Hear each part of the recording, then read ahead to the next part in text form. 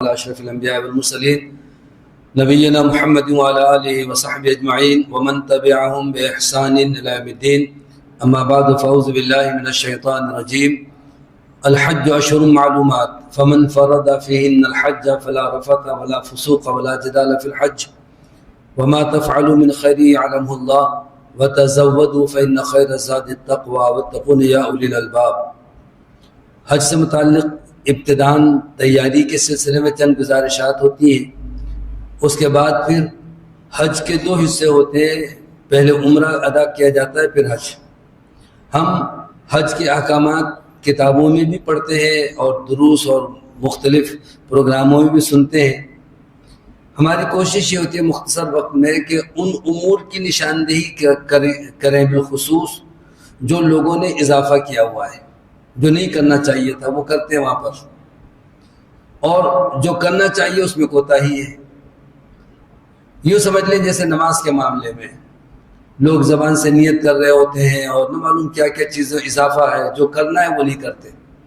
تو ہر وہ عمل جسے ہم عبادت کہتے ہیں، ثواب سمجھ کے کرتے ہیں، اس کے لیے دو بنیادی شرطیں ہیں: اخلاص صرف اللہ کی رضا کے لیے، اور اتباع سنت. اگر یہ دو پہلو کسی عمل میں نہیں پائے جاتے وہ عمل اللہ کے قبول نہیں ہوگا، چاہے کتنا خوبصورت کیوں نہ ہو. صرف اللہ کی رضا کے لیے ہو اور اخلاص نیت کے ساتھ ساتھ اتباع سنت ہو. حج کے سلسلے میں جو تیاری ہے تو سب سے پہلے تیاری نیت کی ہوتی ہے. اس غرض سے نہ جائیں کہ جی اب ہمارے نام کے ساتھ سابقہ لاحقہ حاجی صاحب لکھا جائے گا، لوگ کہیں گے حاجی صاحب آ گئے، حاجی صاحب.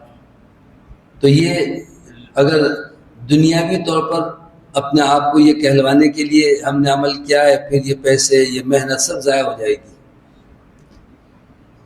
جہاں تک ممکن ہو سکے اس کی تشہیر بھی نہیں کرنی چاہیے، لیکن جہاں ضرورت ہے عزیز و قریب رشتہ دار متعلقین اگر ان کو نہ بتائیں تو بہت سارے کام جو وابستہ ہوتے ہیں، تو جہاں مجبوری ہے وہاں بتائیں کہ بھئی میں عمرے پر حج پر جا رہا ہوں اتنے دنوں کے لیے، لہٰذا یہ کام آپ نے دیکھنا ہے. یا ایک صاحب کا جو ہے وہ ان کے گھر والے کو جا رہے تھے حج پر، کہ لیں جی وہ میاں بیوی دونوں کہتے ہیں ہم کسی کو نہیں بتائیں گے، اور تو اور کہتے ہیں ہم کسی تربیتی پروگرام میں بھی اس لیے نہیں جائیں گے لوگوں کو پتہ چل جائے گا.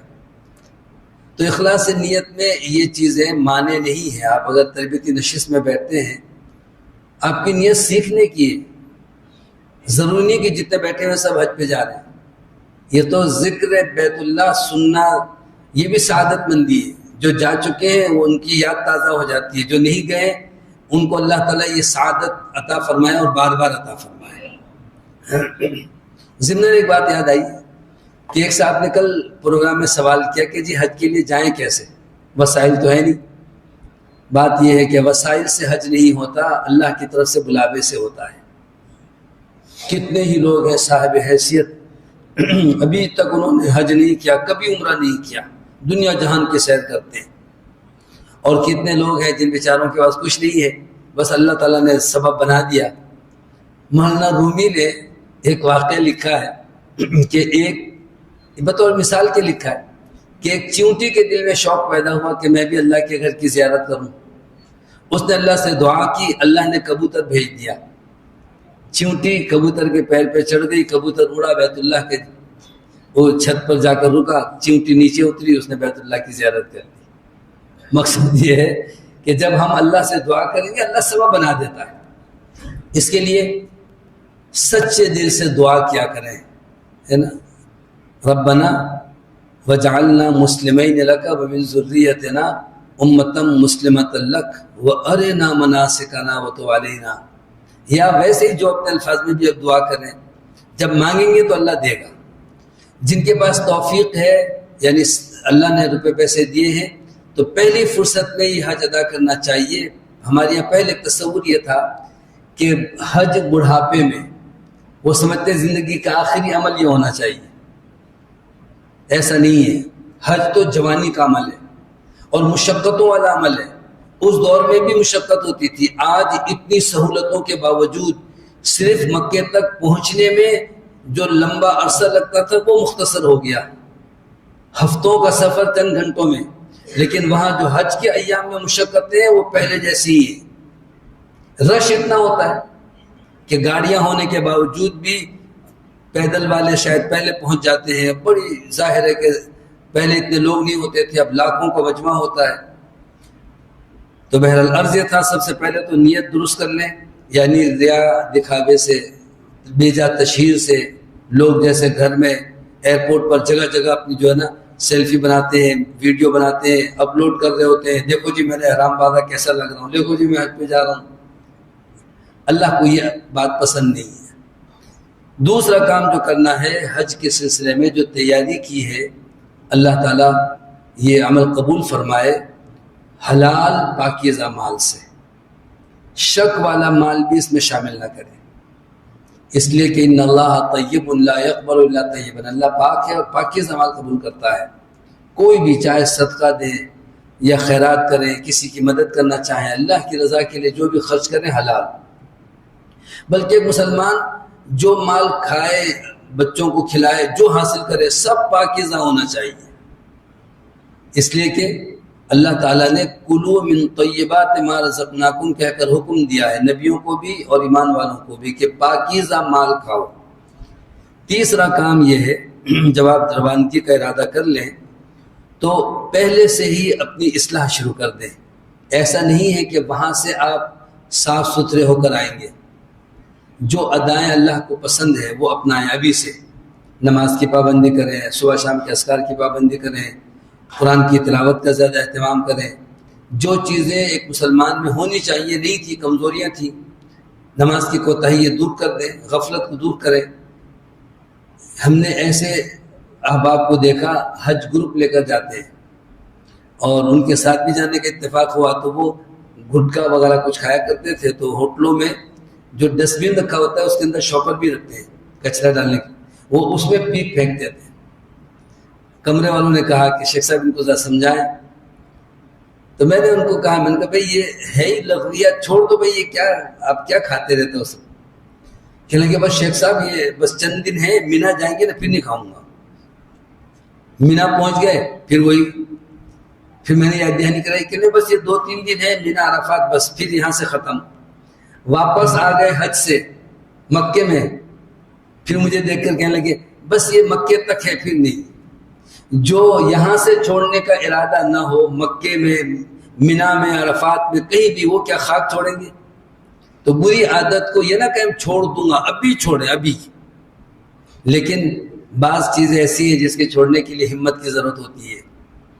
ہمارے ایک صاحب عالم ہیں، وہ بھی گروپ لے کے جاتے ہیں، بہرحال انہوں نے ایک دفعہ کہہ دیا کہ ہمارے ساتھ کوئی سگریٹ والا نہ جائے، تو جو لوگ گروپ میں گئے ان میں سے 2 ایسے تھے، انہوں نے کہا سگریٹ پیتے ضرور ہے، وہاں نہیں پئیں گے ہم، اور واقعی سگریٹ لے کے بھی نہیں گئے اور نہیں پی۔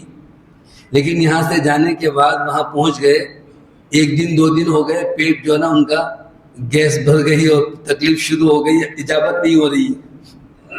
اچانک جو سگریٹ چھوڑ دیا، اب وہ صاحب خود ہی جو ہے نا رومال بھی ڈالا ہوا ہے، اور شورتے والے جو منع کرتے ہیں تدخین سے، انہی سے پوچھ رہے ہیں کہ فین توجد تدخین، یہ سگریٹ کہاں ملے گی؟ اس نے کہا متوا آپ کیا کر رہے ہیں، ہم تو لوگوں کو منع کرتے ہیں۔ اس نے کہا نہیں بھائی مجبوری ہے، ہمارے ساتھ 2 ساتھی ایسے آئے ہیں، انہوں نے اچانک سگریٹ چھوڑی، طبیعت خراب ہو گئی۔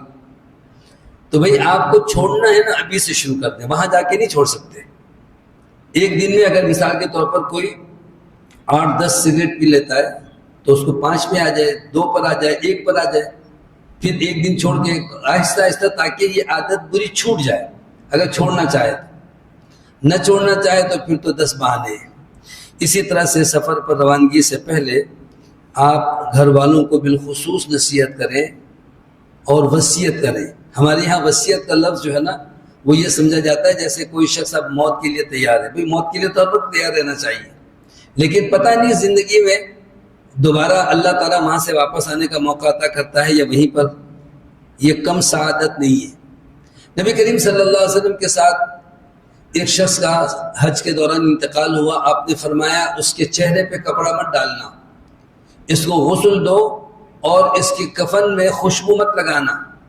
فرمایا یہ احرام ہی کی حالت میں ہے، قیامت کے دن یہ تلبیہ پڑھتے ہی اٹھایا جائے گا۔ کیا سعادت مندی. تو موت کو یاد رکھیں. ہو سکتا ہے ہماری زندگی کا یہ آخری سفر آخری ایام ہو تو نصیحت کریں گھر والوں کو, وصیت کریں. خاص کر کے قرض اگر لیا ہوا ہے تو یہ بوجھ اتارے بغیر اللہ کے یہاں چھٹکارا نہیں ہے. آپ لکھ کر کے بھی وصیت کر کے جائیں اور زبانی بھی بچوں سے کہہ دیں فلاں کو اتنی رقم دینی ہے, میں نہ رہوں ان کو دے دینا. جس طرح لینا یاد رہتا ہے دینا بھی ضروری ہے. اور اسی طرح سے اگر کسی کے ساتھ تلخی ہے, ناراضگی ہے, سب بھلا دیں, معافی ترافی کر کے جائیں. اور جب گھر والوں کو آپ نصیحت کریں تو اس بات کی بھی نصیحت کریں کہ نماز پڑھنا, قرآن کی تلاوت کرنا, اذکار کا اہتمام کرنا, اللہ سے ڈرتے رہنا. اور پھر کہیں کہ میں تم کو اللہ کے سپرد کرتا ہوں, استودعکم اللہ, میں تم کو اللہ کے حوالے کرتا ہوں. یہ پاکیزہ کلمات دعا کے ان کتابوں میں موجود ہے, یہ پڑھ کر کے. اس کے بعد پھر جب آپ کی تیاری آخری مراحل میں ہے, ایک تو شروع سے اس کا اہتمام ہونا چاہیے کہ کس گروپ کے ساتھ اور کن لوگوں کے ساتھ آپ یہ سفر کر رہے ہیں. یقین کریں اس کا بہت بڑا فائدہ اور بسا اوقات بہت بڑا نقصان بھی ہوتا ہے کہ جی ہم تو چلے گئے تھے کسی کے ساتھ, وہ جیسے کرتے تھے ہمیں پتہ ہی نہیں. تو بھئی یہ تو پہلے سے انتخاب کرنا چاہیے. لیکن بہرحال تو مرحلہ گزر چکا. اب آپ جس گروپ کے ساتھ بھی, چاہے گورنمنٹ میں یا پرائیویٹ میں, اس میں بہت سارے لوگ ہوتے ہیں, ان میں سے کچھ کا انتخاب کریں. آپ دیکھیں تو یہاں نشستیں ہوتی ہیں, تعارف ہوتا ہے, پتہ چلتا ہے کہ جی اس گروپ میں 50 افراد ہیں, 100 ہیں. یا گورنمنٹ میں آپ نے جمع کرایا تو 10-10 کا گروپ بناتے ہیں اور بتایا جاتا ہے کہ یہ آپ کا گروپ لیڈر فلاں ہے. پھر ان سب پر اب ایک انہوں نے ناظم بھی مقرر کیا ہوا ہے, اور بھی اس طریقے سے. تو ان میں سے آپ منتخب کریں جو نمازی ہے, جو باشرہ ہے, جو دین کا کچھ شعور رکھتا ہے. آپ کوشش کریں ساتھ ساتھ رہیں. مثال کے طور پر اس کی بھی فیملی ہے تو خاتون خاتون کے ساتھ اور مرد مردوں کے ساتھ ساتھ رہیں.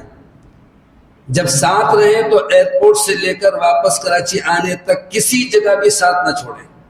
یہ بہت ضروری ہے, ورنہ بڑی پریشانی. اللہ نہ کرے کہیں چوٹ لگ گئی, کہیں چکر آ گیا, کہیں گر پڑے, کہیں کچھ حادثہ ہوا تو سارے انجانے لوگ ہیں, سب اپنے کام سے سب چلتے رہیں گے. کوئی نہیں رکے گا کہ آپ کو پوچھے. کوئی پوچھے گا بھی تو آپ کو لے جا کر کسی اسپتال میں کہ جس طرح ان کی مرہم پٹی کر دیں. آپ کے ہوٹل کہاں ہیں, کہاں پر کس کو اطلاع دینی ہے. اس لیے کم از کم جو افراد آپ کے ساتھ ہیں یا جو کمرے کے ہیں ان کے ساتھ ساتھ رہیں. پھر جہاں تک ہو سکے وہاں پر بھی آپ اپنے وقت کی قدر کریں, لایانی باتوں سے اور لغویات سے اجتناب کریں. یہ حج ایمان کی تکمیل بھی ہے اور تربیت کے بہترین ایام ہیں. جس شخص نے حج کیا اور پھر اس کے اندر کوئی خیر کی تبدیلی نہیں آئی تو یقین کریں ایسے لوگوں کو دیکھا ہے حج کے بعد پھر وہ مسجد سے بھی محروم کر دیے جاتے ہیں, نماز تک نہیں پڑھتے. اللہ تعالیٰ معاف کر دے, اللہ تعالیٰ ہمیں محفوظ رکھے. اس لیے جب حج پر جا رہے ہیں تو یقیناً وہاں سے تبدیلی لے کر کے آئیں اپنے اندر, کہ آخرت کی یاد ہو, اللہ تعالیٰ کا ذکر اذکار زبان پر ہر وقت ہو, فرائض کا اہتمام کریں, سنتوں کا نوافل کا اہتمام کریں.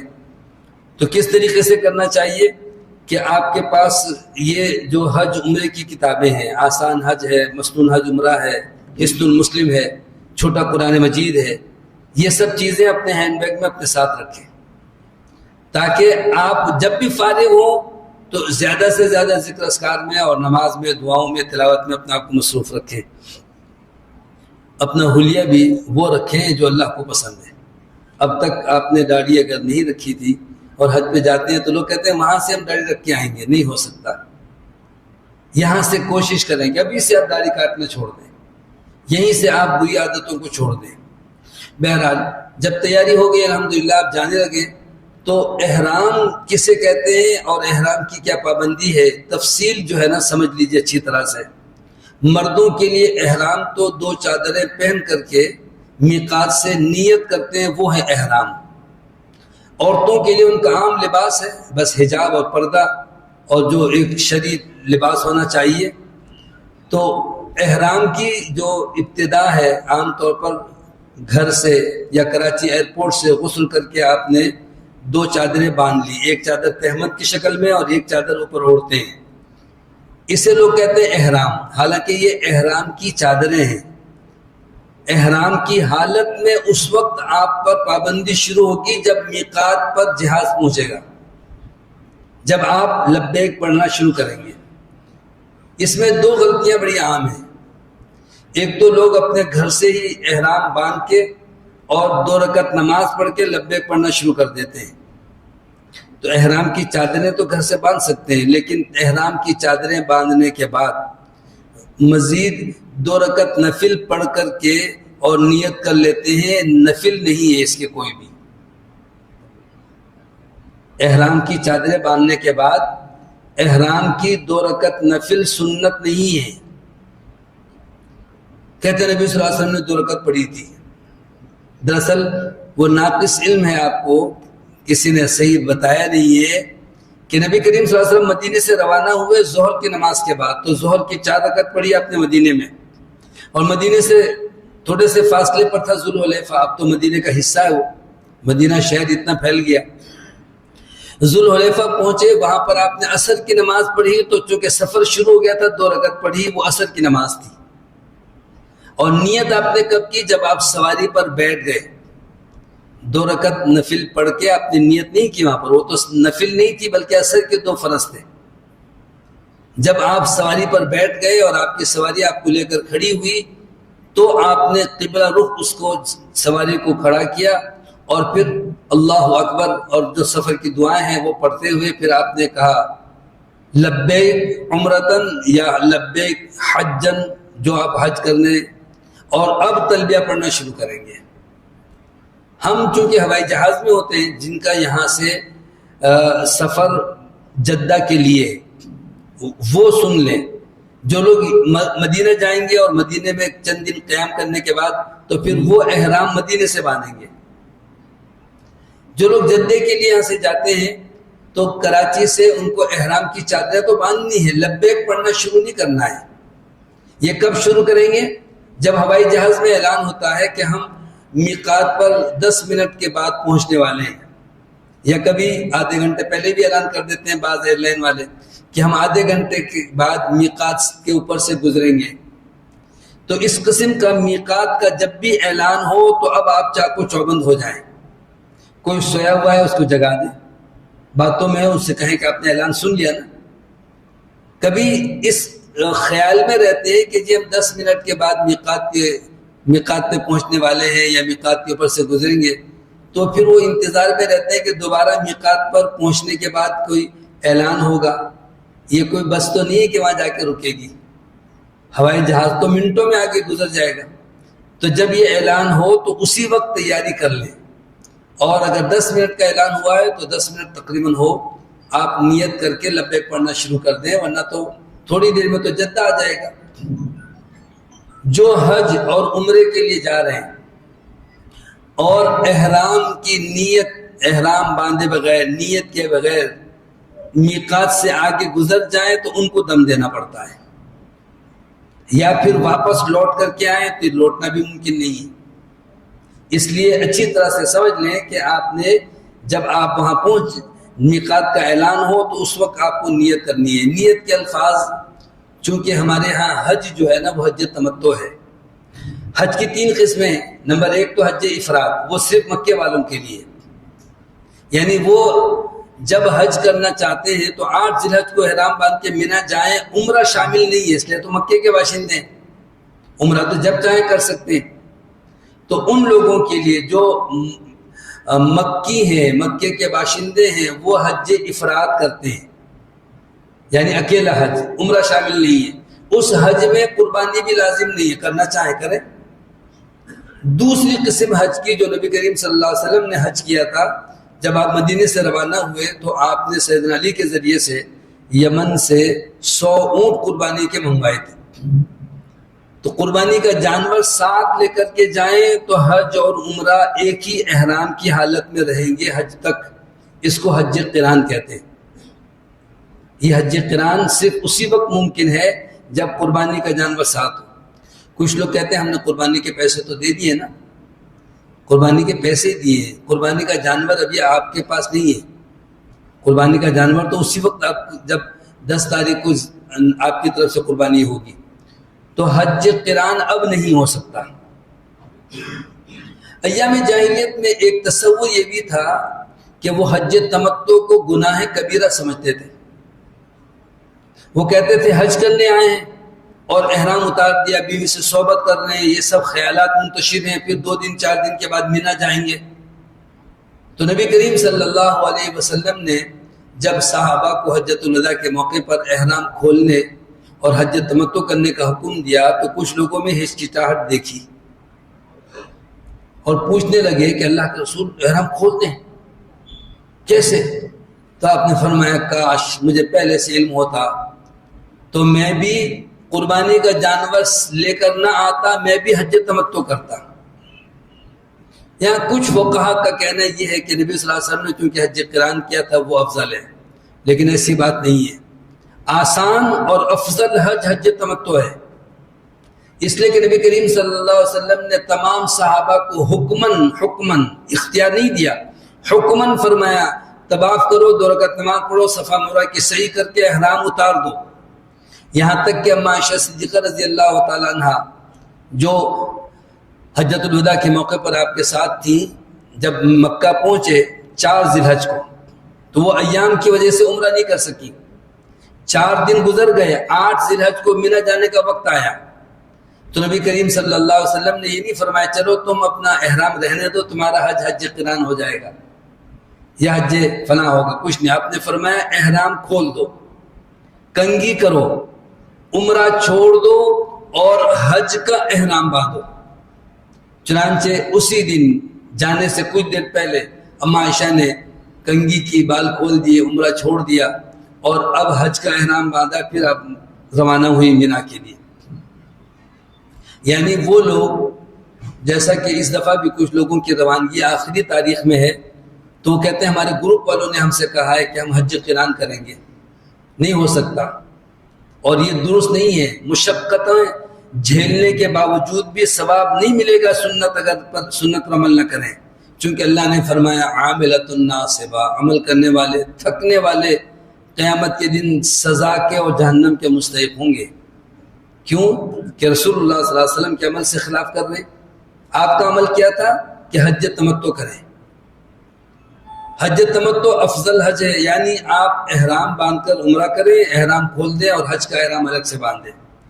اب احرام کی 2 غلطی تو میں نے بتا دی کہ آپ نے احرام کی چادریں باندھ کر نفل نماز جو پڑھنے کے لیے لوگ کہتے ہیں وہ سنت نہیں ہے. نماز کا وقت تو ٹھیک ہے، مثلا آپ گھر سے نکلنے والے فجر کے وقت فجر کی نماز پڑھی، آپ نے احرام پہلے سے باندھا ہوا تھا، کوئی بات نہیں، ظہر کا وقت ہے، کوئی بھی نماز کا وقت ہے. اور نیت میقات سے ہوگی، ایئرپورٹ سے نہیں، گھر سے نہیں، یہیں سے لبیک شروع کر دیتے. پھر احرام سے یعنی میقات سے طواف بیت اللہ شروع کرنے تک کا جو وقت ہے اس میں لبیک پڑھنا ہے. اس سے پہلے سنت نہیں، اس کے بعد نہیں سنت ہے لبیک پڑھنا. کچھ لوگ طواف کر رہے ہیں، صحیح کر رہے ہیں، پھر بھی لبیک پڑھے جا رہے ہیں، علمی ہے. تو حج اور عمرے میں بھی عام اعمال میں آپ دیکھا دیکھی کوئی کام نہ کریں جب تک کہ آپ کو یقینی علم نہ ہو. تو کیا کرنا چاہیے؟ جب آپ میقات سے نیت کرتے ہیں تو آپ یوں کہیں گے اللہم لبیک لک عمرتن، یا صرف یوں کہیں لبیک عمرتن، اے اللہ میں عمرے کے لیے حاضر ہوں.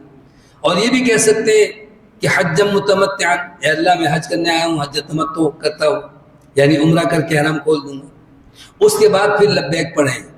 نبی کریم صلی اللہ علیہ وسلم سے پوچھا گیا بہترین حج کون سا ہے؟ فرمایا العج والسج، یعنی زیادہ سے زیادہ تکبیرات یہ تلبیہ پڑھیں اور زیادہ سے زیادہ خون بہائیں یعنی قربانی کریں.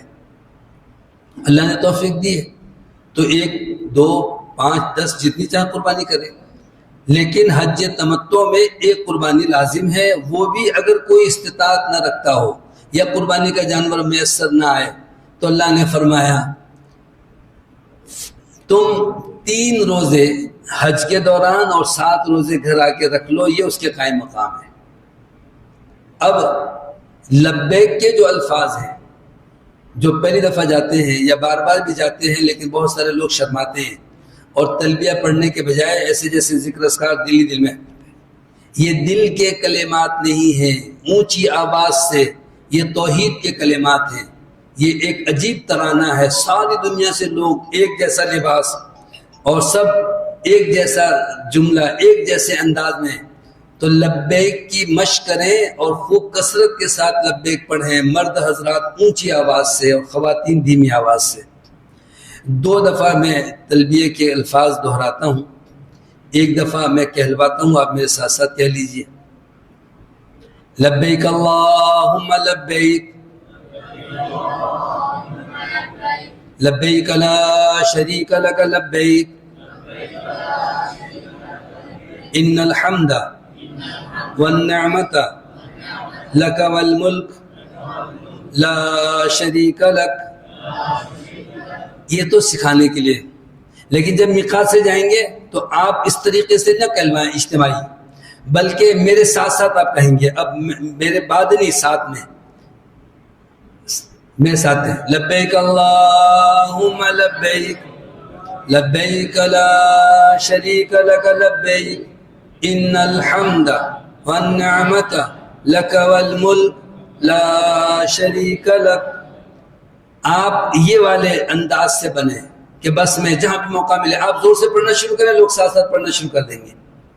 کثرت کے ساتھ مرد حضرات اونچی آواز سے اور خواتین دھیمی آواز سے لبیک پڑھتے رہیں۔ یہ وقت بڑا مختصر سے گزر جائے گا۔ جب طواف شروع کریں گے تو لبیک ختم۔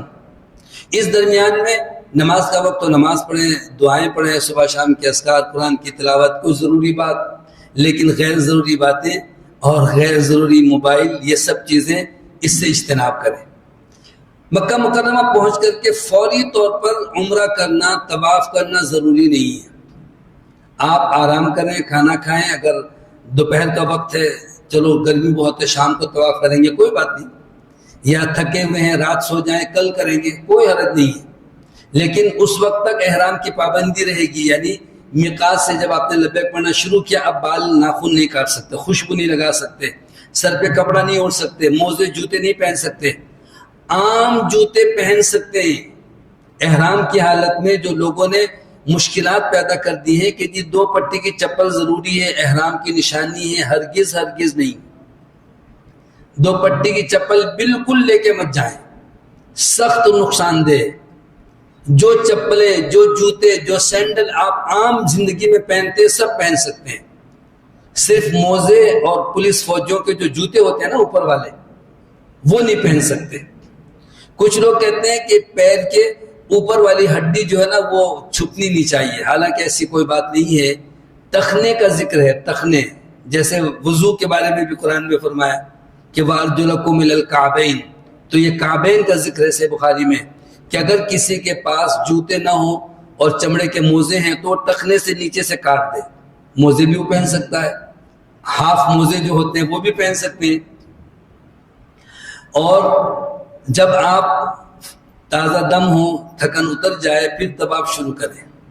طواف کے لیے ہمارے ساتھ ایک دفعہ ایک صاحب اپنے گھر والوں کے ساتھ تھے، تو کہنے لگے کہ بیگم کی ذرا کمر میں گھٹنے میں درد ہے تو میں ویل چیئر لے لیتا ہوں۔ اچھی بات ہے۔ اچھا، پہلا حج تھا ان کا، عمرے پہ بھی پہلے کبھی نہیں گئے تھے، نشستیں یہاں بھی ہوئی، بار بار کتابیں بھی دی، لیکن مکہ پہنچ کے ایک عجیب جذبہ ہوتا ہے۔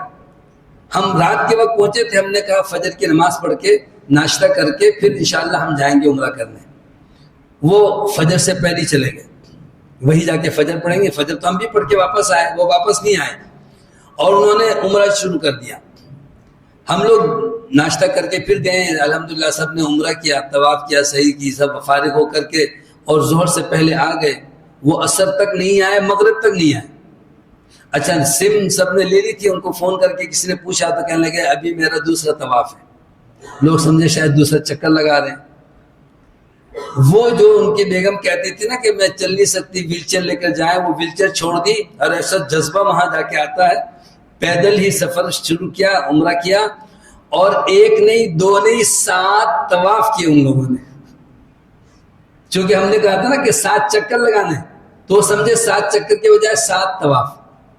1 طواف مکمل ہوا، شاید 2 رکعت پڑھی انہوں نے، پھر دوسرا طواف شروع کر دیا، پھر تیسرا شروع۔ ملا علی قاری کے بارے میں اسی طرح کتاب میں لکھا، پہلی دفعہ جب گئے نا وہ، تو حجر اسود کے پاس پہنچے اور پھر بیت اللہ کو سیدھے ہاتھ پر رکھ کر اور رکن یمانی کی طرف سے چکر لگانا شروع کر دیا۔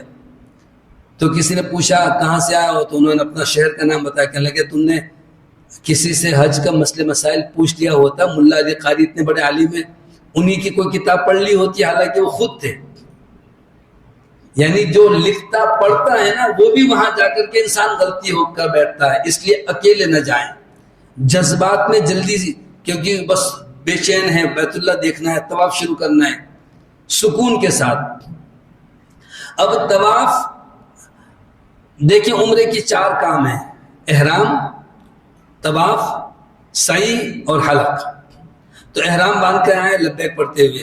اب جب طواف شروع کرنا ہے تو اس طواف کو طواف قدوم بھی کہتے ہیں، طواف ورود بھی کہتے ہیں، طواف عمرہ بھی کہتے ہیں. اس پہلے طواف میں 2 چیزیں الگ ہیں جو عام طواف میں نہیں ہیں. نفل طواف عام کپڑوں میں ہوتا ہے، اور اس کے لیے یہ 2 چیزیں نہیں ہیں جو طواف قدوم میں ہے. وہ 2 چیزیں کیا ہیں؟ نمبر 1، دائیں کندھا کھول کے احرام کی چادر بغل کے نیچے سے بائیں کندھے پہ ڈال دیں گے. یہ دائیں کندھا کھلا رکھیں گے، اس کو اجتباء کہتے ہیں. اور ان شروع کے 3 چکروں میں ایڑی اٹھا کر انگلیوں کے بل، پنجے کے بل ذرا سا ہاتھ کو اچکتے ہوئے، ذرا سا بہادری دکھاتے ہوئے کرنا ہے. اس کا پس منظر خاص ہے. سن 6 ہجری میں جب نبی کریم صلی اللہ علیہ وسلم پہلے تو صحابہ کے ساتھ اب حدیبیہ کے موقع پر عمرے کے لیے آئے تو آپ کو روک دیا گیا. اگلے سال جب آپ تشریف لائے تو مکے والے حتیم کی طرف جمع ہو گئے اور کہنے لگے ایک تو ہم نے ان کا سب کچھ مال چھین لیا تھا، پھر مدینے میں بخار اور مختلف وبائیں تھیں، پھر لمبا سفر کر کے آئے ہیں، کھانے کو کچھ مل نہیں رہا ہے، یہ لوگ بیچارے کیا طواف کریں گے.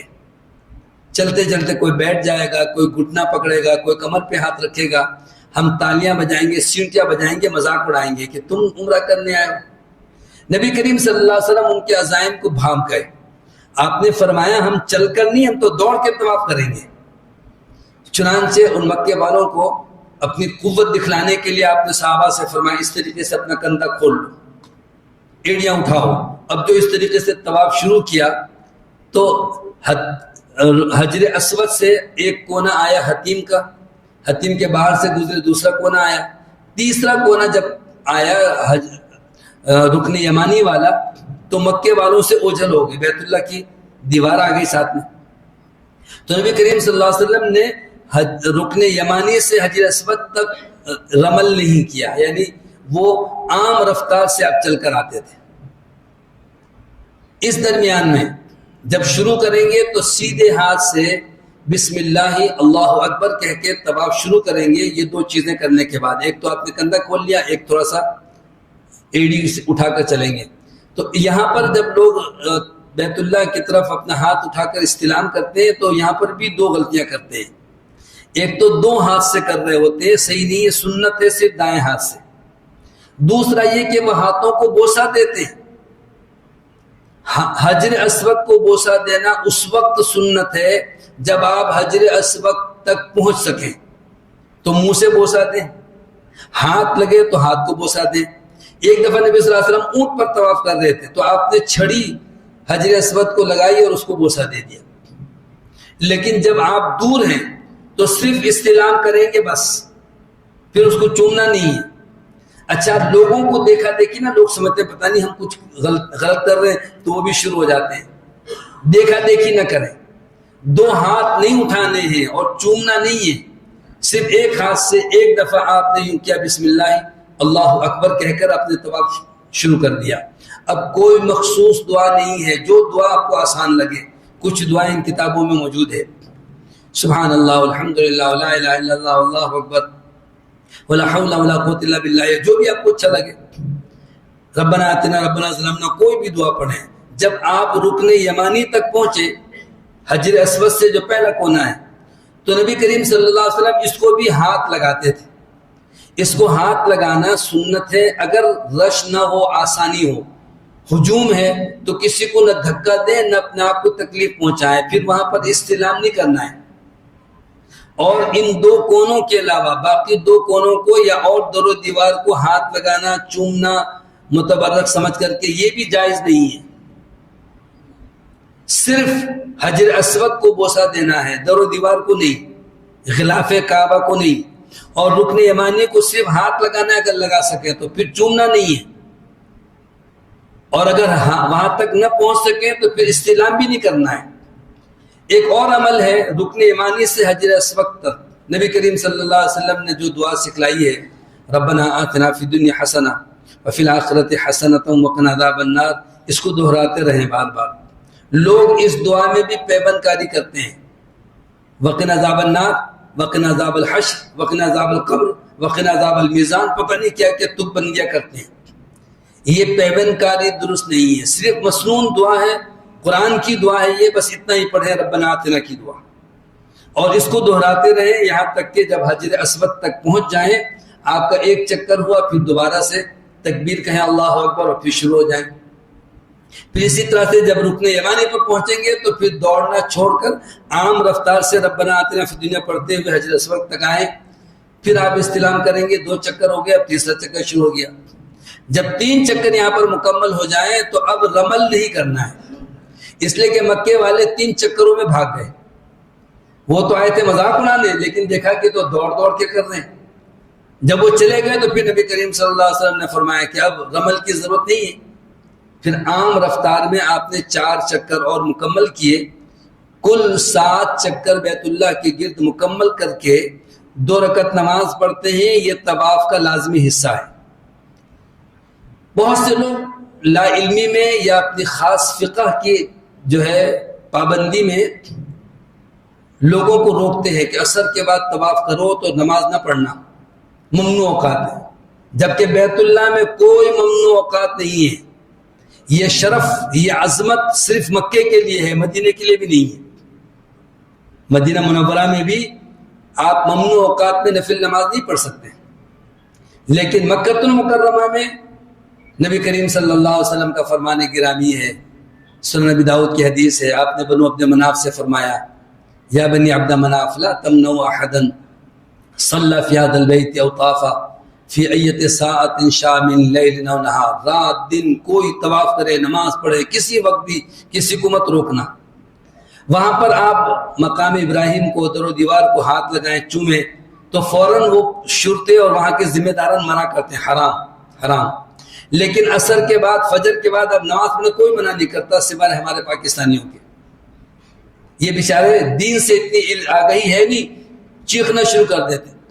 ایک سال ایسا ہوا، فجر کی نماز کے بعد کچھ لوگ جیسے طواف کر کے نماز پڑھ رہے ہوتے ہیں یا ویسے کوئی نماز پڑھ رہے ہیں، یا جس کی سنت رہ گئی ہو، ہم کہتے ہیں فجر کے بعد بھی 2 سنت اگر رہ گئے تو پڑھ لے، تو ایک صاحب وہاں پر زور زور سے جو ہے نا شور مچانے لگے کہ لوگ ممنوع اوقات میں نماز پڑھ رہے ہیں، کوئی روکتا نہیں ہے۔ تو ہمارے کسی ساتھی نے کہا کہ ہمارے ساتھ عالم ہے، مفتی صاحب ہے، پوچھ لو۔ وہ میرے پاس لے آئے، میں نے کہا جی بتائیے۔ کہنے جی یہ ممنوع اوقات ہے، آپ منع نہیں کرتے۔ میں نے کہا آپ کو کس نے کہا؟ کہنے کہ ہم نے تو آج تک یہی سنا ہوا۔ میں نے کہا نہیں، یہاں پر ممنوع اوقات نہیں ہے۔ کہنے میں نے تو آج تک نہیں پڑھا۔ میں نے کہا آپ نے سب کچھ پڑھ لیا؟ کہتے نہیں، اب گھبرائے۔ کہنے کہ ہمارے مفتی صاحب، میں نے کہا آپ ان سے پوچھ لو۔ انہوں نے مفتی صاحب کو فون ملایا، غالباً وہ سعودیہ میں کہیں ہوں گے، جدہ وغیرہ میں۔ میں نے ان کو حدیث سنائی، کہنے کہ حدیث صحیح ہے۔ میں نے کہا اب ان کو آپ بتا دو کہ منع نہ کرے، بس اپنے کام سے کام رکھے۔ اس نے فون جیسے ہی لیا تو ان کے مفتی صاحب آگے سے کہتے ہیں حدیث صحیح ہے، لیکن اس کا مطلب یہ ہے کہ ممنوع اوقات کے علاوہ کسی کو منع مت کرو۔ میں نے کہا پھر بیت اللہ کی عظمت کہاں سے رہی؟ ممنوع اوقات کے علاوہ تو پوری دنیا میں کوئی منع نہیں کر سکتا۔ مکہ مکرمہ میں منع کرنے سے جو آپ نے لوگوں کو کہا کہ منع مت کرنا ہے، اس کا مطلب یہ نہیں کہ ممنوع اوقات کے ہمہ وقت کبھی بھی منع نہیں کر سکتے۔ تو فجر کے بعد آپ طواف کریں، عصر کے بعد کریں، زوال کا وقت ہو، طلوع غروب ہو، کسی وقت بھی جب بھی طواف کریں گے تو طواف کی 2 رکعت پڑھیں گے، الا یہ کہ اسی وقت اقامت ہو تو فرض نماز میں شامل ہو جائیں، فرض نماز کے بعد 2 رکعت پڑھیں۔ طواف بیت اللہ کے بعد جو 2 رکعت پڑھنی ہے اس کا تذکرہ یہ ہے کہ مقام ابراہیم سے پیچھے مطاف میں کچھ رکاوٹیں کھڑی کی ہوئی، اس سے پیچھے نماز کی جگہ ہے۔ جناب عمر رضی اللہ عنہ نے ایک دفعہ طواف کیا، بیت اللہ سے باہر نکل کے پھر نماز پڑھی 2 رکعت، یعنی پورے حرم میں کہیں بھی پڑھ لیں، حرم سے باہر نکل کے پڑھ لیں، کوئی حرج نہیں۔ کچھ نادان یہ کرتے ہیں کہ ٹھیک بیت اللہ کے قریب مقام ابراہیم سے بالکل قریب کھڑے ہو کر کے نماز پڑھتے ہیں، اور ان کے 1-2 ساتھی جو ہے نا وہ ہاتھ پکڑ کے لوگوں کو روکنے کے لیے تاکہ یہ نماز پڑھ لیں، پھر وہ پڑھے گا تو یہ کھڑے ہو جاتے ہیں، خود بھی تکلیف دیتے ہیں اپنے آپ کو بھی دوسروں کو بھی۔ وہ تو طواف کی جگہ ہے اللہ کے بندے، نماز کے لیے پیچھے جگہ بنائی گئی ہے۔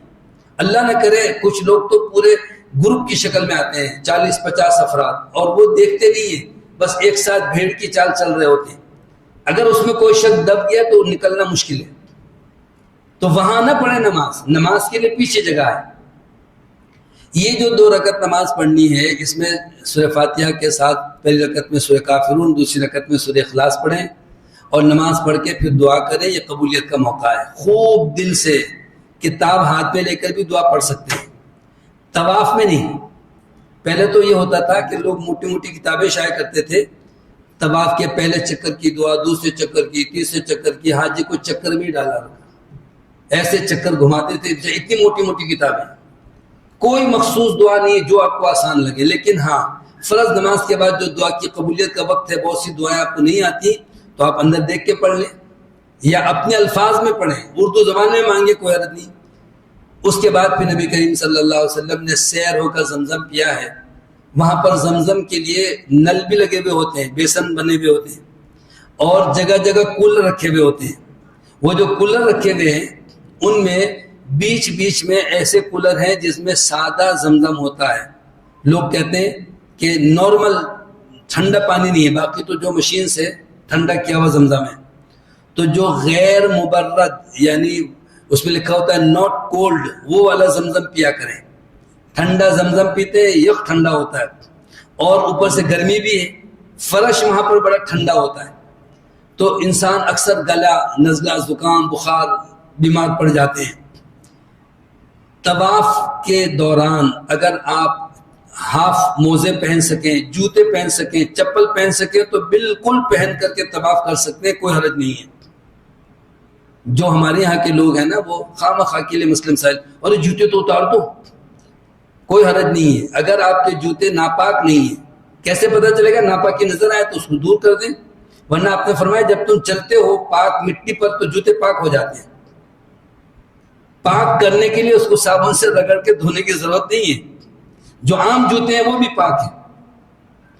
بہرحال چپل، جوتے، موزے، جو بھی ہاف موزے والے، وہ پہنے احرام کی حالت میں، اور جب آپ احرام کے علاوہ یعنی طواف کریں، نفل طواف، تو پھر پورے موزے پہنیں، جوتے پہنیں، تاکہ آپ کے پیر بھی محفوظ رہیں۔ ویسے تو صفائی کا بہت اہتمام ہوتا ہے، لیکن کہیں کسی سے کوئی بوتل گر گئی، کوئی کانچ کا ٹکڑا، کوئی اور پیر میں چوٹ نہ لگ جائے۔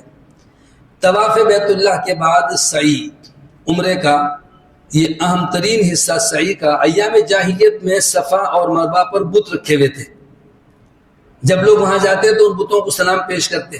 اسلام آیا تو لوگوں نے کہا کہ اب یہ تو بڑا مشکل کام ہے، ہم وہاں بت رکھے ہوتے تھے وہاں پر کیوں جائیں، خالی طواف کر کے عمرہ ہو جائے گا۔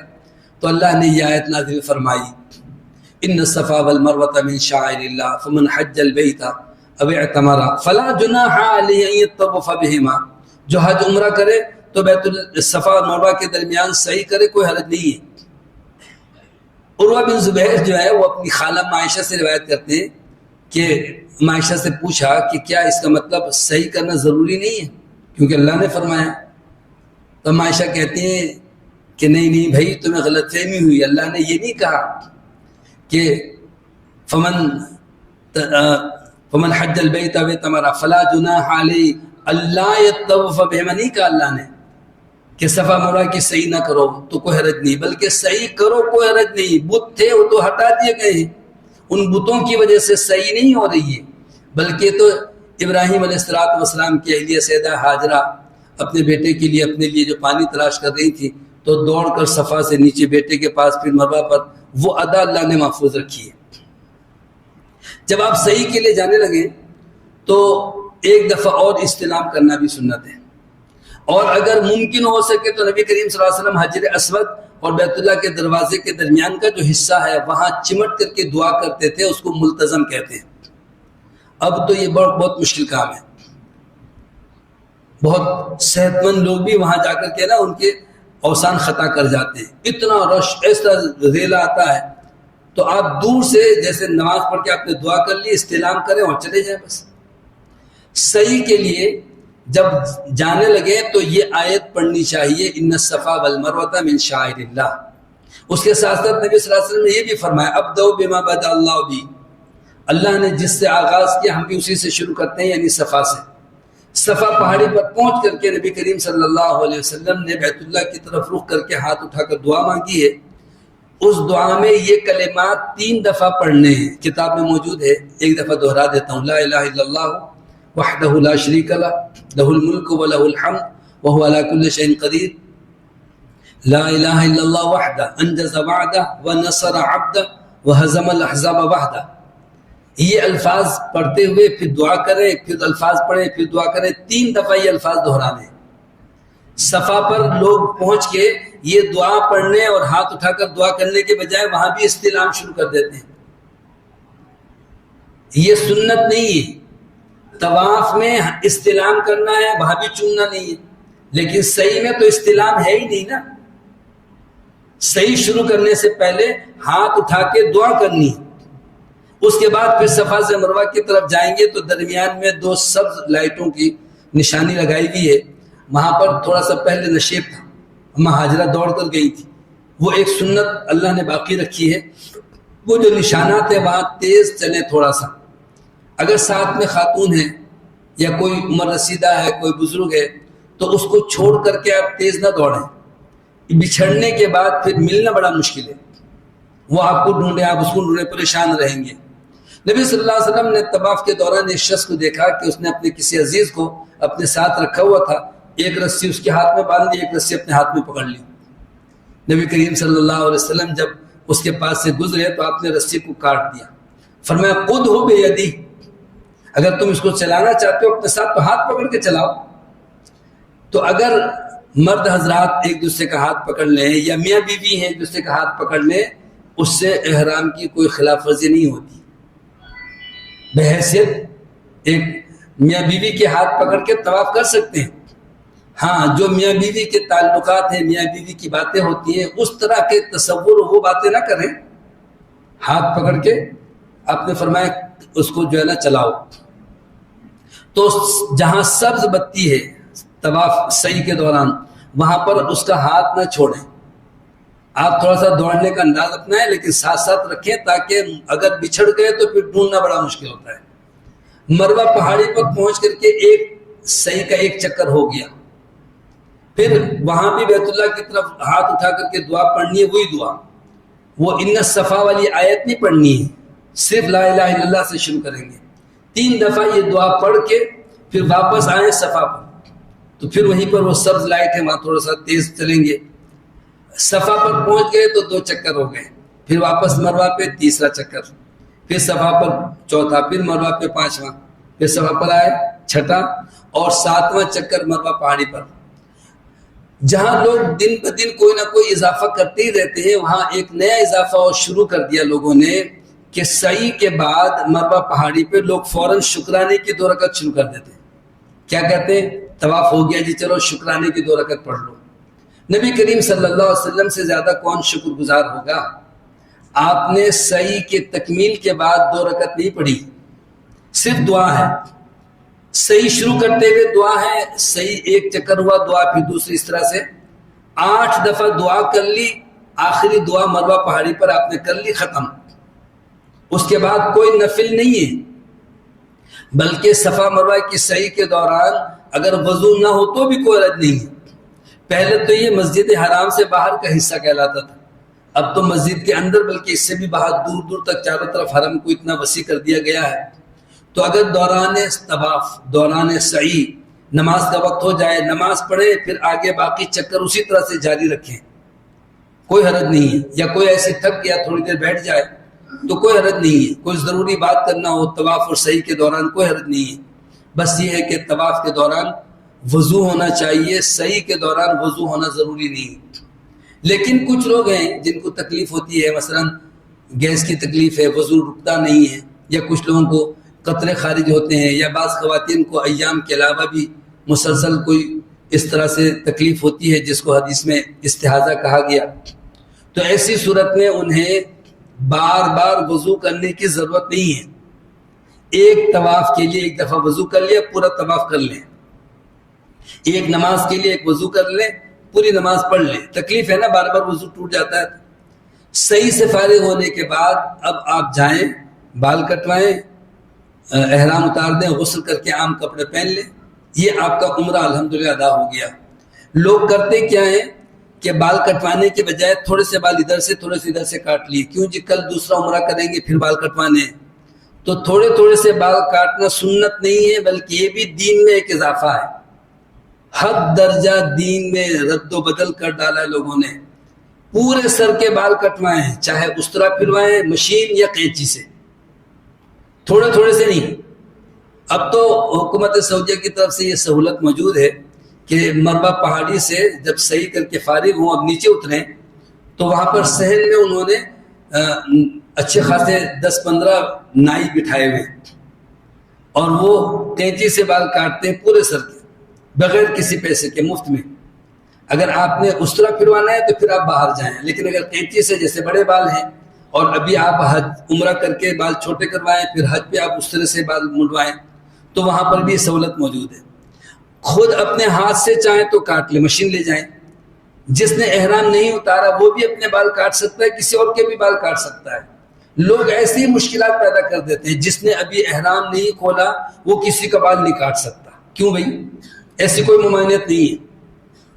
اسی طرح سے خواتین کو دیکھا وہیں پر بے پردگی ہو رہی ہے اور وہ لوگ کھڑے میں ریال 2 ریال 5 ریال لے کر کے نا وہ لڑکے چھوٹے چھوٹے وہ بال کی چوٹی پکڑ کے تھوڑے سے کاٹ دیتے ہیں۔ ایسا نہ کریں، اپنے ہوٹل پہ جائیں، چاہے عورت خود اپنے ہاتھ سے اپنے بال کاٹ دے یا اس کا شوہر یا اس کا جو بھی محرم ہے وہ کاٹ دے۔ اس طرح مرد بھی ایک دوسرے کے بال کاٹ سکتے ہیں، اور اگر مشین پھروائیں اچھی بات ہے، استرا لگوائیں سب سے اچھی بات ہے۔ 3 دفعہ آپ نے ان کے لیے رحمت کی دعا کی جو سر حلق کرتے ہیں۔ آپ کا الحمدللہ عمرہ ادا ہو گیا۔